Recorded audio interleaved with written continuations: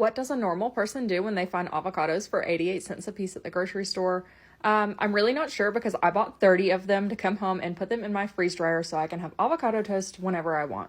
Avocados are typically almost $3 at my local grocery store, so 80 cents a piece was a steal. And now I'm just going to process these to put them in my freeze dryer. So I'm going to smush all of the avocado out and discard any of I guess this is the rind, I guess. Y'all let me know in the comments. I guess it's a rind, and obviously the pit and the seed, you can't eat that. So I got rid of that and got all of this into my bowl.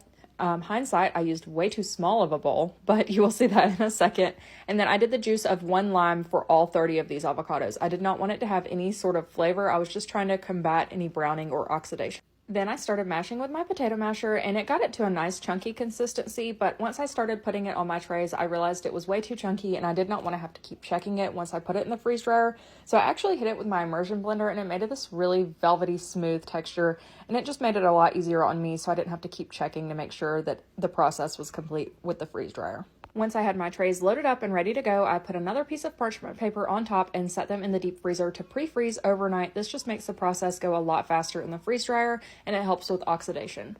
So I took the parchment paper off top. I probably didn't have to do that, but I did, and I put them in the freeze dryer and they processed, and here's what it looks like when it came out.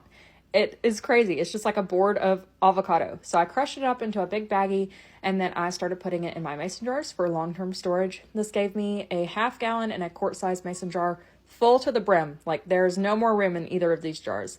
I made a little label and I put it on my jar. I use my 4 jars, lids, and rings. They are the best for canning or dry canning like this. You'll let me know if you have any questions. I have the medium harvest dry and I absolutely love it. If you'd like to learn more about freeze drying, I have it linked in my bio.